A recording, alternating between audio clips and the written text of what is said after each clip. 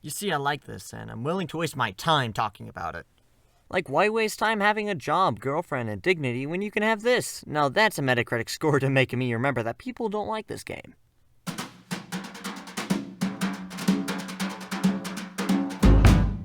Marvel's Avengers, that's the second best definition of overhated, yet alright.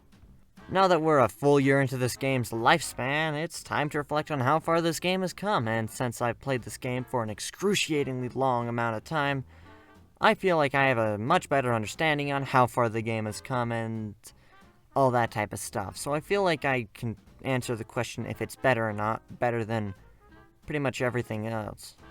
Skipping over the beta and early access trial, which yes, I paid for, we have the catastrophic start of the game's live service life.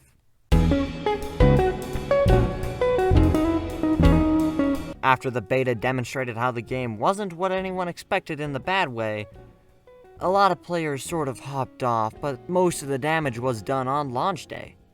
The game was filled with bugs, and it really did turn off so many players. Then there were the lucky few who weren't turned off. Instead, they had to deal with infinite loading screens and the eternal suffering of waiting forever. Luckily, I didn't have these problems. Outside of some crashes and visual bugs, my experience with the game wasn't that broken. But that doesn't mean the bugs didn't exist. Like, come on, have you seen their patch notes the following few weeks? Overall, I found the campaign to be pretty fun, and the combat was easily the best part of the game. The story definitely is an underrated part of this game. It felt like a true cinematic experience. The opening and ending missions to this game was where it truly hit. All this stuff is happening around you, and it felt like the cinematic experience that you'd see in the movies, and people sort of pretended that didn't really happen in the game, and that's sort of sad. People called it generic and all that, and I totally disagree. And I've seen some people try and claim that this game feels like a Lego game, so I decided to try and tackle that criticism. It is like a Lego game! But other than that, the rest of the game was just Level design was fine. They definitely were built with heroes' traversal mechanics in mind, but they heavily recycled objectives and puzzles pretty much everywhere. Base enemies were okay, and the villains just felt like bullet sponges. The cosmetics were somewhat good in some places. You could earn a fair bit of cosmetics just by playing the campaign, and each launch hero had free tier challenge systems to unlock more, but the skins were recolors. Yeah, let's make this prototype suit have an alternate version which has the Iron Man colors. Cool. But let's repeat that with every suit, and will you see that we created the definition of ugly? I don't think the recolors are as big as a deal as most people claim. Considering the 6 heroes they had to make skins for, it's fine for launch as long as they fixed it going forward. So that was my dumbed down thoughts on the launch of Marvel's Avengers, because making a full-on review for it a year after release would be kinda pointless by now. And so, with the future, honestly it looked good. 2 new heroes were already announced, endgame content had been shown, and a new outpost. Please care.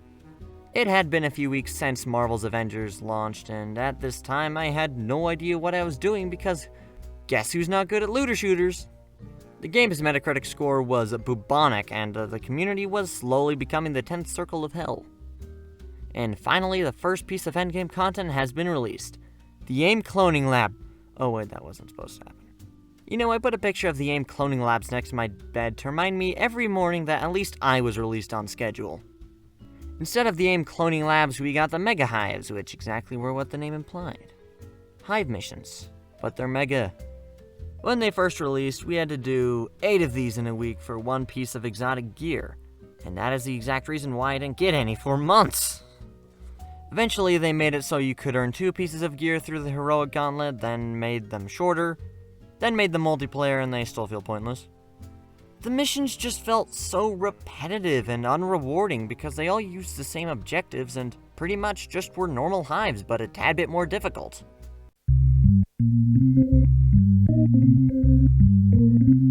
I love October. Halloween, leaves, not Kate Bishop.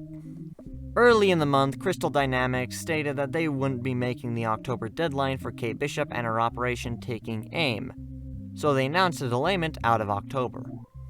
However, to make up for it, they announced that there would be a small update. It was just the new outpost, dang it. Yeah, it was obvious that this update was only done so they had something to release that month. S.H.I.E.L.D. finally moved out of the helicarrier's basement and into their own apartment. Yay, they're growing up so fast. S.H.I.E.L.D.'s Substation Zero, but you know, it is just an outpost where you can literally spend all of 2 minutes there and you can be done with it. And it turns out the mission came out with a new mission type, the Tachyon Anomaly. It sucks. Enemies have shields, which make them super annoying to fight, and you have a clock ticking down, and you gotta find these orbs to stay alive. And it was multiplayer only. Crystal, were you trying to get people to play this? Listen, I don't get you. And nothing else happened this month. I mean, I tried to be an Avengers content creator, and yes, I tried. I remember on one of my videos, I had a person tell me that Crystal would never make a future Wastelands region because they were too lazy. I feel like that's a major part with this community. They set their bars so low for some stuff, but even when it exceeds that, they still complain as if they expected more, and at that point, I'd just say stop playing the game in general. If you believe everything about it's gonna be bad, but then it turns out better than that, and you still get mad at that, what were you expecting?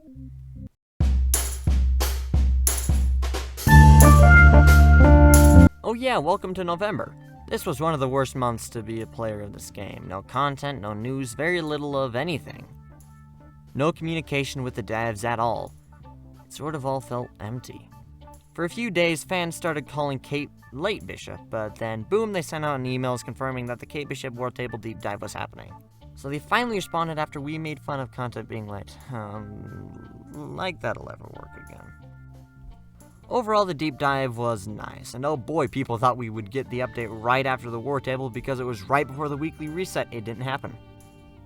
Overall, developer communication during this period was just awful. They needed to work on talking with their community.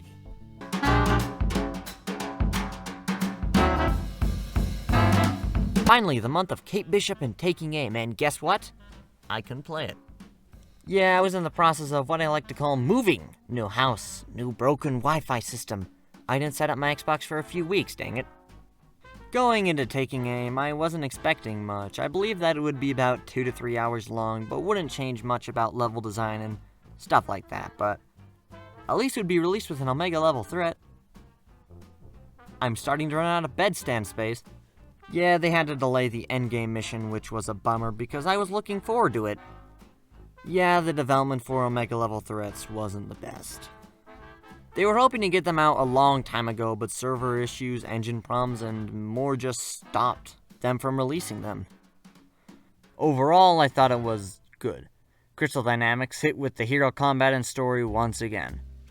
Kate Bishop was a fun character. They kept her close to her source material, as in her personality, but did change it in some ways because this version of the character is an adult compared to her being much younger in the comics.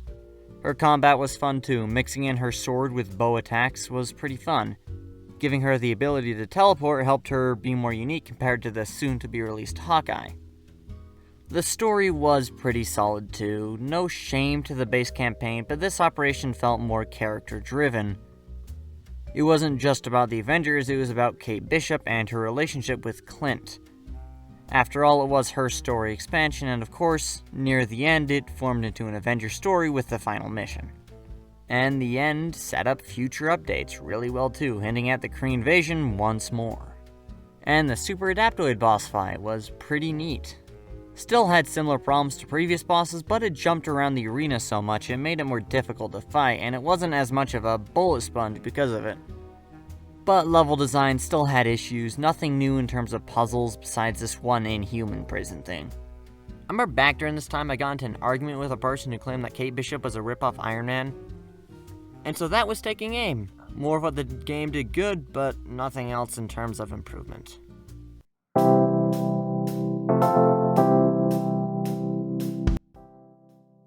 Nothing happened. Well, since I got a little extra time on my hands, how about I check up on the community? They begun conquering the demonic underworld. Around this time, the community started begging for Hawkeye, a roadmap, and Spider-Man. Not all of them were that bad. You know, this was a slow month, but at least we started getting somewhat better communication with the developers. Some days I wake up wishing February didn't exist, except Valentine's Day. I used to hate it. Long story. Also, what was February? Well, we got the Hawkeye deep dive, which had a better lead up than the Kate Bishop one. Instead of announcing it too late, they announced it too early.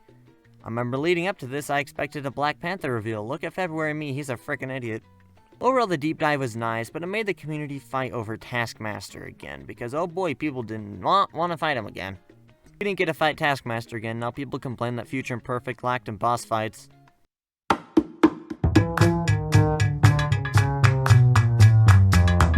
Future Imperfect, with it having more development time, it should have been longer, right? Overall, Future Imperfect was alright. If I were to say anything, I think I'd put it underneath Taking Aim. The two were about the same in length, but whatever Future Imperfect did right, it didn't do as good on another. Majority of Future Imperfect's missions were in the Future Wastelands region, which I do really love its theming. Throughout the operation, players explored the wastelands, which were expertly crafted. They looked amazing. Its theming stood out amongst the rest of the game, however, I wish we got to see more of it.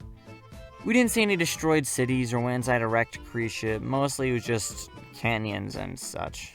And then the level design for these just reeked. Go here, kill enemies, go here, kill more enemies. Holy cow, that wasn't fun. And Maestro really just wasn't that good of a boss fight. He was like Abomination in a lot of ways. Yes, he had his own attacks, but the way he worked was really remnant of it. But it did have one standout mission, My Life as a Weapon. It involves Clint going to his apartment to find some info he has on AIM's Project Omega, and it has the people on the rooftop who were in My Life as a Weapon comics. Then you have to go save Lucky the dog, like, that's just a great mission. One of the standouts because it just felt like an adventure right out of the comics. It was really cool seeing these comic characters, who I seriously read about shortly before playing because I got the My Life as a Weapon comic book right before it. But you could pet Lucky on the helicarrier. Crystal, give me more! The update also included the custom harm room, which was something I wanted for ages, but when I finally got it, I played it once and moved on. It was a neat feature, but it wasn't as useful as I had hoped it to be. And campaign replay, it really took them half a year to make that. It was awesome getting to play the campaign again, but why did it take so long to release this? There was some fan speculation that Future Imperfect had a planned Omega-level threat similar to Taking Aim, but because of the previously mentioned problems, it never came. But there has been, no evidence from even the code to suggest this, so don't worry, it's not on my bedstand just yet. Hawkeye's combat was fun and new. It didn't feel like Kate Bishop, he felt more Ronin-like with the sword combat, but also had some cool abilities like the boomerang arrow. In my opinion, his cosmetics were more disappointing than Kate's. The only skin I thought was good was Ronin, and then they made some cool other suits for him that were in the marketplace. You could have just had Old Man Hawkeye be rewarded for beating the operation, but no.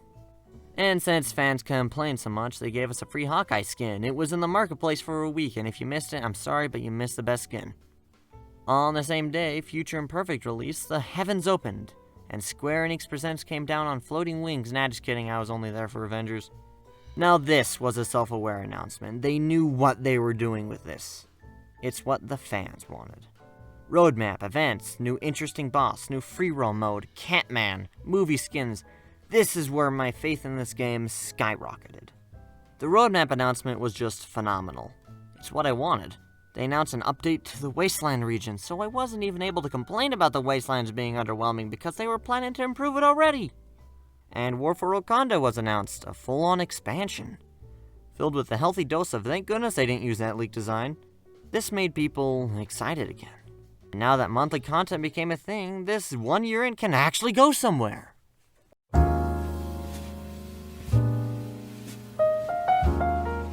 April, my favorite month, which starts with the letter A.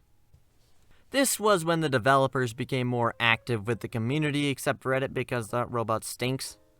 Obviously, because a lot of the stuff they were working on was known about now, and they could take interviews, but that wouldn't stop them from accidentally revealing Spider-Man info. April marked the end of early 2021 release slate, which Spider-Man was originally given. Did I care all that much? No. There still was this virus named after an alcoholic beverage going around, and the devs were working from home, so I get why content was taking so long, but they never really announced his delay. There was one article about it too. And when something's reported by Games Radar, and only Games Radar, there's a problem. Yeah, I think Sony is to blame for this. Going by the nature of other third-party content, when and where it gets shown is up to the party. Intel paid for the custom harm room, they announced it, same with the Verizon exclusive skins and 5-gun partnerships. Now you see the standard here. The only info we've gotten about Spidey from launch has been the bare minimum, like, oh, he's coming this year and I had fun with his animations. Like, they're not revealing anything. I bet nobody actually thought, oh, he's getting animations? Oh, of course he would. It never was any sort of announcement. It was a minor reference, not revealing much. Oh boy, Talking Anomaly finished cooking. Talking Anomaly, it was good. Being able to play as any hero you wanted was a cool idea. They definitely were testing the waters to make it a permanent thing later on. During the event, the marketplace had a sale. I bought nothing.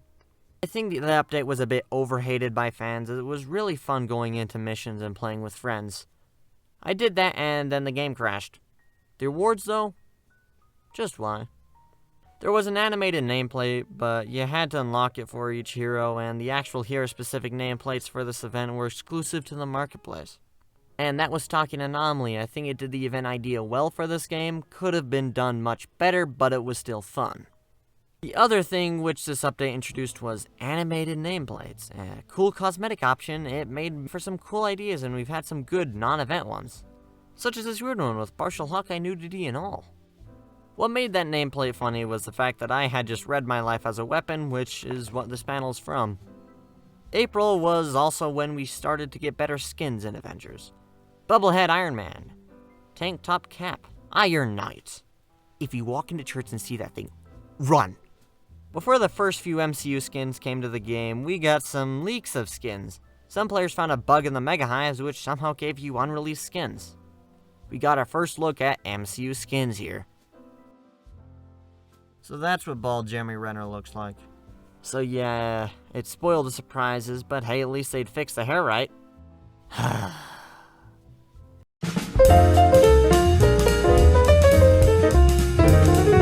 May, Crystal said how successful Talking Anomaly did and said, great, we should do this more often. And pretty much did it again. Right after it. The Rosaka Protocol. It had the same unrewarding rewards and just wasn't as fun, but then they did the unthinkable and didn't even change the Black Widow's hair. Black Widow's Endgame outfit came to the game. I loved it and didn't buy it. You think I have money? The hair I don't care, honestly. It looks like in the movie, and even though it doesn't have the braid, I'm fine with it. The suit itself is almost one for one. Hair wasn't a problem. No hair was. A few weeks later, when the actual Red Room event started, we got the Hawkeye Endgame suit, and man, there is a problem. This caused an ensuing storm for players online. But then we have it, the Red Room takeover.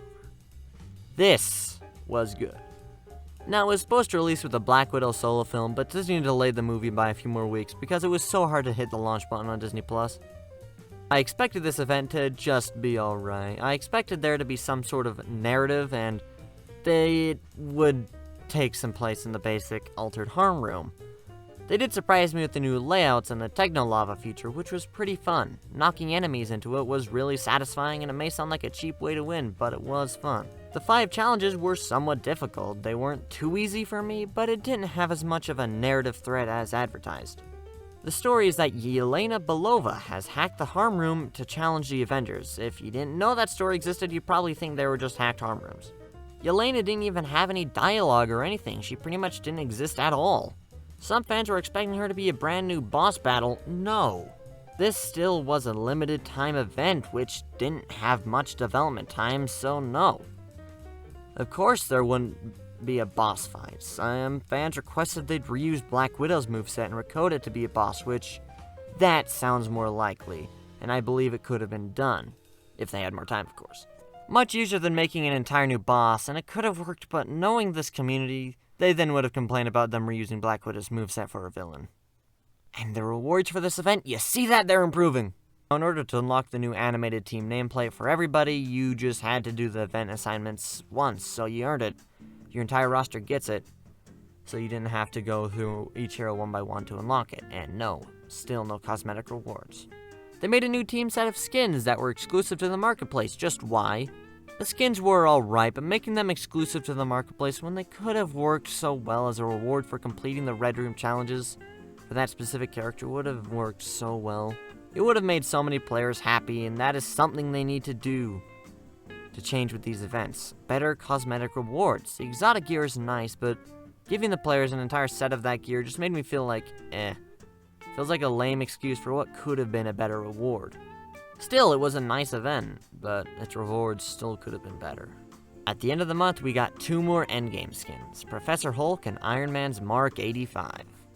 One was alright, but holy cow, that Iron Man skin looked gorgeous. This was an almost one-to-one version of the suit, and it just looks so good. But did I buy it? No. I didn't need the Mark 85 because I have Christianity the suit.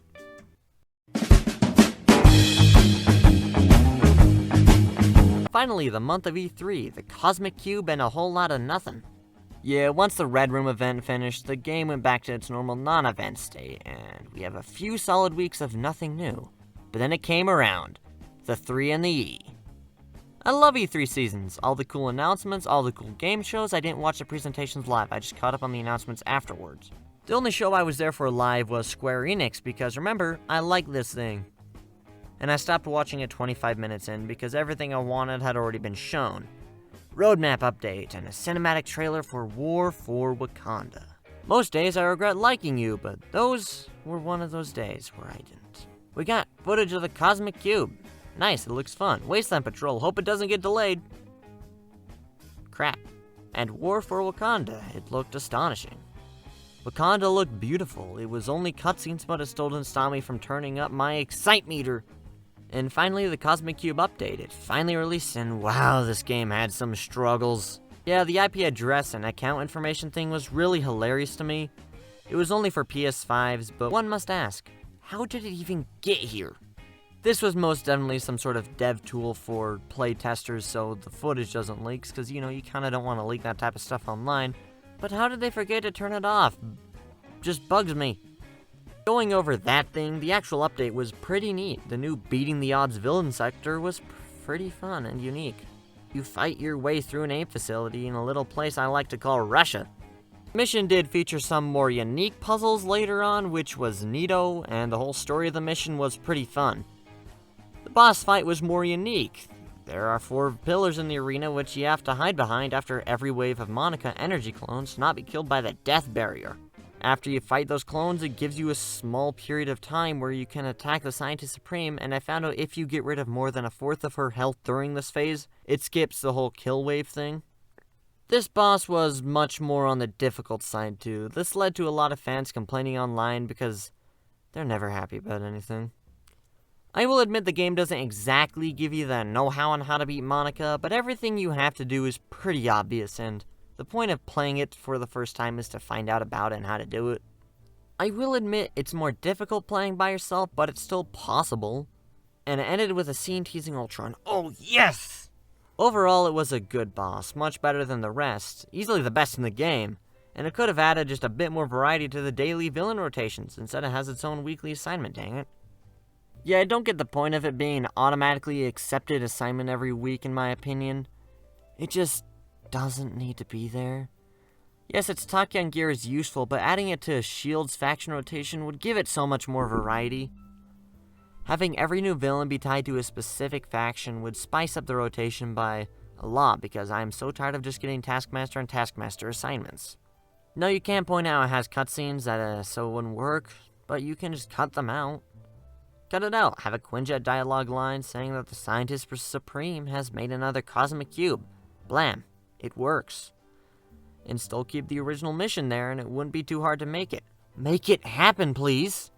The rest of June was filled with the Cosmic Threat event. Nice event, cool animated nameplates, other animated nameplates exclusive to the marketplace. Crystal, you menace! The event made certain missions have more explodey attacks. Okay, I guess that was cool. But hey, we got Endgame Cap. And get this, I bought it. They changed the shield and it had so much detail the community got mad that it was a tad lighter in tone than the actual movie. Someone please stop. Overall, the skin was great. It just looked amazing. And I'm proud of buying it. So much so I went back and replayed the entire campaign to get that team shot with it. But the game changed all my other heroes to the Stark Tech suit. except my cap, so yeah, that was a waste.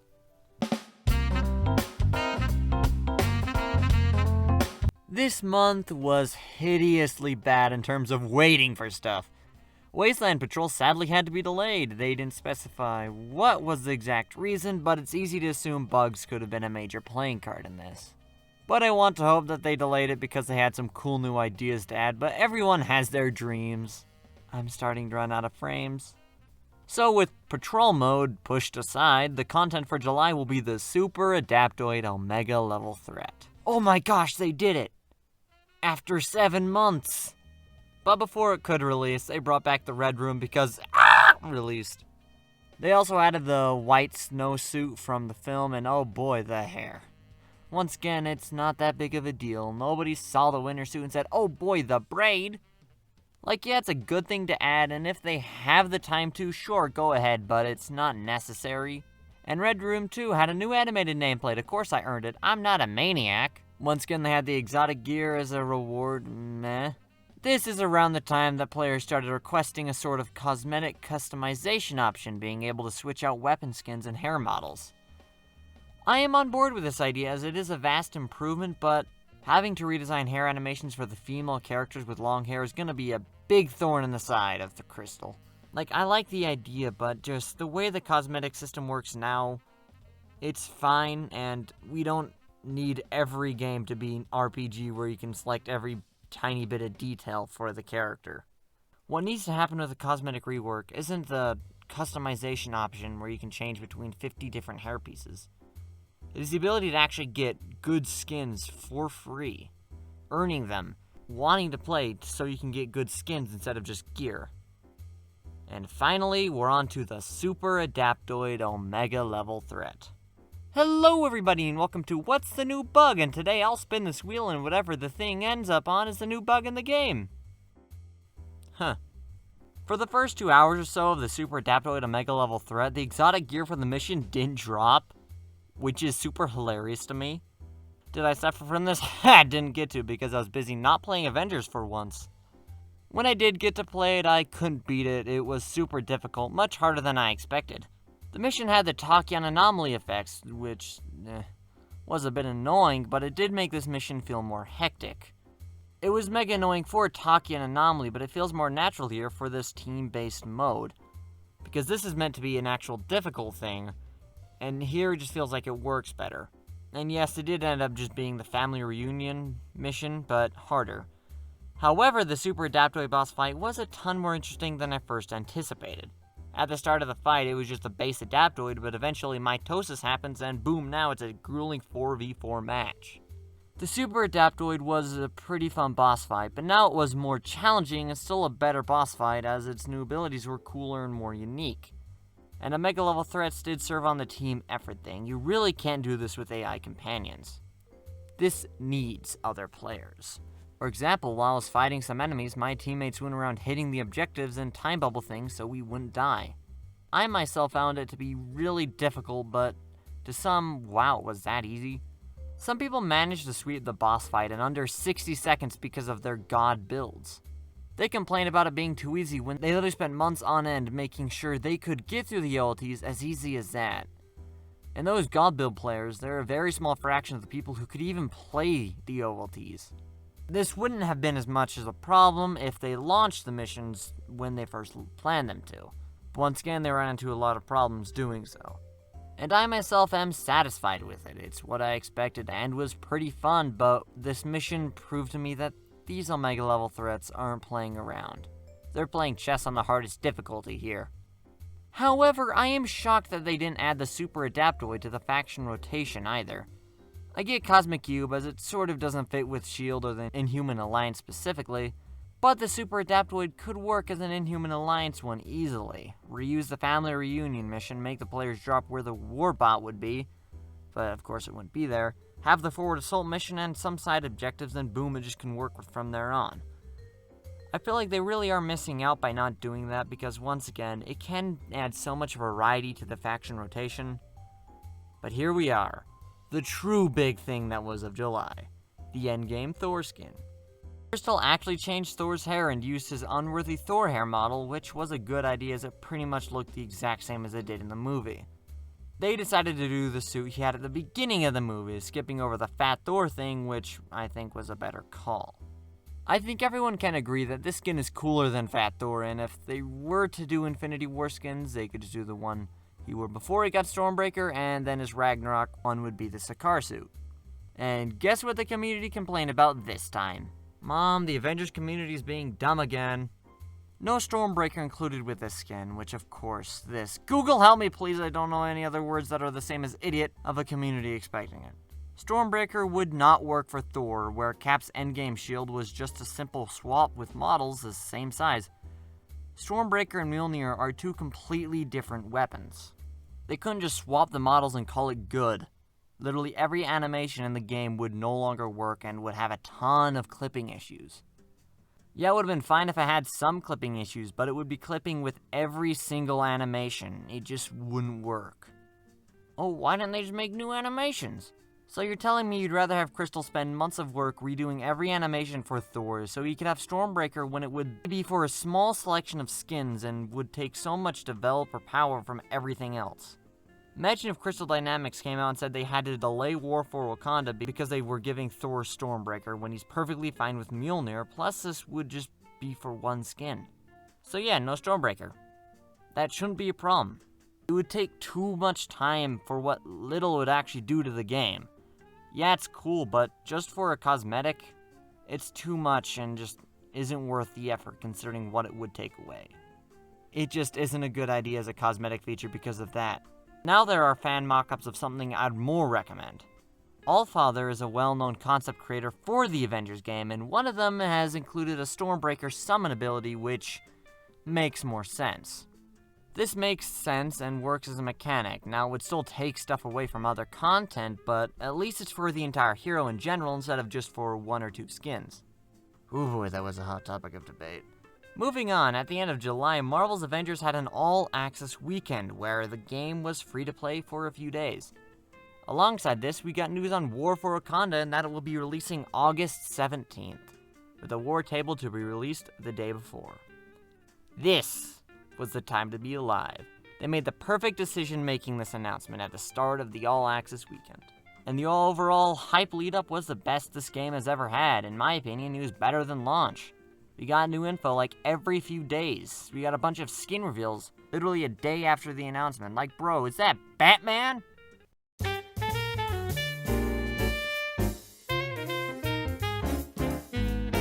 And finally, here we are. War for Wakanda. The massive end-of-year one expansion to Marvel's Avengers. The lead-up was absolutely insane. New posts about it every day, new skins, new features. This was a lead-up to kill. It definitely was a bit late and was pretty short, but it made every day filled with news just a fun day. It was incredible, but it really did undermine the war table for Wakanda. The event was still awesome, but it was just rephrasing stuff we've seen before with some minor new additions, such as the announcement of Crossbones and some more enemy types. And just before the update went live, they announced a new MCU skin, Captain America's outfit from the first Avengers film. And for how funky the suit is in the movie, it looks really good in-game. But here we are. We are at it. I've said this like 4 times now. War for Wakanda. This one update was going to be the deciding factor in the future of the game. Would it make it into Year 3, and if Year 2 will be anything to be excited about? This was the big egg in the basket, which started development as a basic operation like Taking Aim and Future Imperfect became a game-changing expansion. We immediately opened the game to see a warning about spiders. Yeah, that shouldn't be a problem for me. To start it off, the War for Wakanda operation was an absolute blast. It took me about 4 hours, 5, much shorter than I had hoped, but the missions were of a much higher quality than those which were in previous operations. Its focus on story and its characters was unmatched in this game. It may not have had the all-out crazy cinematic set pieces which the reassembled campaign had, but the level design here was just much better. The Wakandan temples had cool puzzles to solve, and there were new objectives which felt pretty unique. And there was a good balance of combat-focused ones and traversal-based ones. One mission had you run through a Wakandan temple, moving past traps, while others had you confronting Claw's vibranium absorber thingies. And the new enemy types, they were, well, better than the ones before. They had certain mechanics like overcharging to activate new attacks, but they still felt eh. I will appreciate the fact that they did make new ones who were pretty cool, like, bro, is that tech from Bad Batch? And another one has an attack which can somewhat blind you, so this is what it's like to be Daredevil. AIM did appear for like 2 missions to accompany Claw, which wasn't that big of a deal, honestly. The Codex had mentioned that AIM hired Claw to export vibranium. They had to have them there for a little bit, and they were disposed of pretty quickly to where it was just Claw and his forces. The new villains being Claw and Crossbones, they were neato, better than the base bosses, but I'd put them underneath the Scientist Supreme though. I think the Cosmic Cube still is the most unique villain, but these ones, I say, were pretty quality. Crossbones was used in a pretty cool way with his unbreakable shield mechanics and sort of made him feel more like a support villain where he can be used over and over in the story so he can protect certain objectives. Definitely would have worked really well for multiple villain sectors. Plus his different weapons too. And Claw getting smaller and smaller the more you hit him, plus that weird bubble attack which forced you to get into closer contact with him was fun too. And having to fight them both on the final mission, oh man, that was cool, how they worked off each other in tiny ways. However, it does confuse me that they didn't give them any villain sectors though. I think this is because the Wakandan ally faction doesn't, well, exist. As of the time I'm writing this, which is the day of War for Wakanda's release, the new ally faction doesn't really do anything. So no Wakandan assignments, which means no Claw or Crossbones villain sectors. And it wouldn't make sense for them to be in any other factions, because this is in Wakanda. It is making me wonder if they had to silently delay some content because they wouldn't be able to finish it in time. It makes sense, and yes, it's very sad too. Now, is this true? No, I don't know, it's just me being me. This could just be a situation where they didn't want to have them have their own villain sectors because they would be in the Vibranium Mound Omega level threat. I get doing that for the Super Adaptoid because the OLT just has 4 of them, but that's a similar thing with the Still on My Bedstand cloning labs. And even more, the Game Informer article from a while back said that there would be new villain sectors. And looking furthermore at the story, it is difficult to say whether villain sectors would actually be in it, because Claw just frickin' vanishes and Crossbones left the chat. This is a gray spot. I shouldn't be spending this much time on it, but I am because this is part of my big criticism for the expansion. This isn't like Future Imperfect where faction assignments can work, or Taking Aim where it wouldn't make much sense narrative-wise, all because Claw technically isn't dead. They only disrupted his form, which very well could form again in another place. And Crossbones, well, he's a mercenary. He will always come back eventually. I still have more I can say about this, but I think I've said enough. Let me get to the true point. This game puts too much focus into the quality of its single player, it leaves very little for its multiplayer. They have 2 very good boss fights here, but as of now, they're not part of multiplayer. War for Wakanda's multiplayer missions no doubt were good, but like, eh. They reused a lot of things from the operation, which I get that, it's smartly reusing assets, but like they didn't go out of their way to make an entirely new mission just for multiplayer. Where the single player campaign is so great and unique, the multiplayer feels lacking. It's just because they just clearly are struggling with making multiplayer. That's just the way I see it. Multiplayer isn't Crystal's thing. Still, no doubt it was good. This was definitely better because the missions were much better, just, man. But I will say this, Marvel's Avengers hits when it comes to its writing their villains. Oh, I loved MODOK, but oh man, Claw was great. I loved him here, and the only thing they needed to make him perfect was a simple line saying, "I am the living sound," or something like that.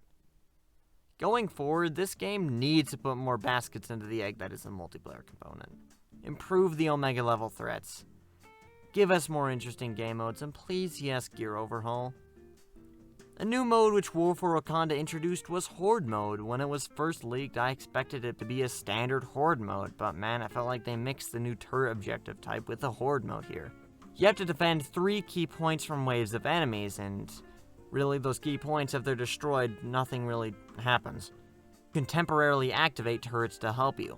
This is a nice objective concept, but I don't think this is what Horde Mode should have been. It feels more like a standard drop zone. What I was hoping Horde Mode was to be a 1 to 4 players, no AI companions, enter a large arena-like map. And they just fight waves of enemies endlessly. The waves start out around, if not a bit below, the power level of the lowest hero and work their way up to the highest. This keeps on going, enemies getting tougher, and maybe having bosses spawn in at one point would be cool too. And it just goes on until the player dies. Infinite. It just goes on endlessly. Seeing how long players last and maybe allowing some top tier rewards for going high enough would be amazing. And having tons of different locations for this, one for every region, or maybe even more. Vibranium Mound, Wakandan Temple, Wakandan Jungle, the Golden City. That's just for Wakanda. Have every type of enemy type spawn in too, no matter what location, with maybe some randomized choices to it. It just would be awesome. And I feel like that would be more rewarding than the Omega level threats because it just who can last longest. Would be awesome. But the one they gave us was fine. It's cool, just could be better. The new outpost was actually really beautiful looking. Quite surprised I enjoyed this as much as I did. That one mystic dude won't stop name-dropping characters. It's hilarious. He confirmed that Doctor Strange, Scarlet Witch, and Loki are still part of this game's plan. Wakanda itself just looks beautiful. It looked nothing like the Pacific Northwest region, it felt more ancient. It makes sense that Crystal would be killer at ancient jungles and historic temples, since that's their thing with Tomb Raider. It literally is what they do. And Black Panther's combat, oh boy, one thing for sure, this game slaps at hero combat, and once again, they aced Black Panther. It's so satisfying to play as him, and he has so many cool different attacks. His pounce ability is my favorite, that's just a cool attack. His vibranium daggers were really satisfying to throw, and I love how you can throw them endlessly. I've been trying to get as many as possible on a single enemy. Yeah, you heard that, King Caesar, I'm about to break your record. And that was War for Wakanda. A great expansion, it added a ton. I know I was super critical of it here, but I love this expansion. Its story was the definition of kick butt. Everything was really fun and quality. This expansion showed that this game can survive, that it has the potential to be a whole lot better than what it first was. Yes, the operation was shorter than expected, but each mission was quality. It was a whole lot of fun and just was better in almost every way. And after seeing how great this expansion was, it makes me hope we get an Ultron expansion because oh boy, it could be done so well. Imagine MODOK's level of writing plus his codex files, which are incredibly deep, and boom, Ultron could be done better than in the movie. And following the release of War for Wakanda, we got the Corrupted Vibranium event. It was an event, of course, it wasn't going to add groundbreaking new stuff, but it utilized a part of War for Wakanda's story well and was just cool. They still had the basic animated nameplate rewards, but the gear earned here was more rewarding because it was the new Vibranium gear type and really helped my Thor build go from one-shotting people to still one-shotting people, but hey, at least I could now kill enemies unarmed really efficiently.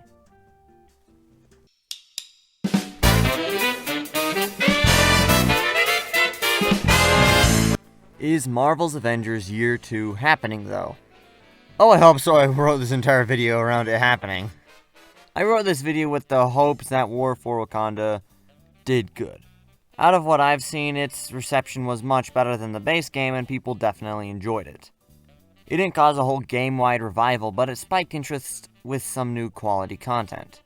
The way I imagine War for Wakanda is that it is a Battle of Geonosis situation. Which it definitely was. Avengers still has a good while before it can have a big revival, but this update showed it's not done yet. Going forward, I think Year 2 will be better than Year 1. Crystal won't spend the first half of it figuring things out. They know what they're doing now. Some stuff I do hope they do is give single-player content a backseat so they can focus on reworking the Avengers initiative. They now have 25 hours of pretty quality single-player content now. But if they want to keep players around long-term, they should fix things like gear. It has been a hot topic of debate for some players on what they should do to fix gear. It definitely needs some work, but some stuff I think they should look into is being able to reroll stats and fuse gear. But a big thing I must emphasize is more gameplay altering perks. They pick some cool gear types like Pimtech and Sonic gear, but they could go such a long way with it. Much more than shrinking enemies. Like maybe letting a ranged Sonic gear type give Iron Man Sonic repulsors, which instead of blasting an enemy, the attack can phase between an enemy and hit the one behind it at the same time. On a basic level, it would be weaker, but it could hit more enemies, so it could therefore do more damage. Cosmetic rework, well, we know it's happening, so yeah. They've been working on it for a while, and there's a lot of things they can do with it too, but I think that it can be its own video because of how deep that can be. But basically, more earnable skins and make marketplace skins cheaper. Those are two major things, but adding new unique missions scattered around different regions would add more variety to everything. As they add more enemy factions, they could put them into different regions and give them their own unique mission structure types. Those are some basic ideas. Overall, I am super stoked about Year 2, and I sure hope the roadmap isn't revealed like a day before I have to upload this video.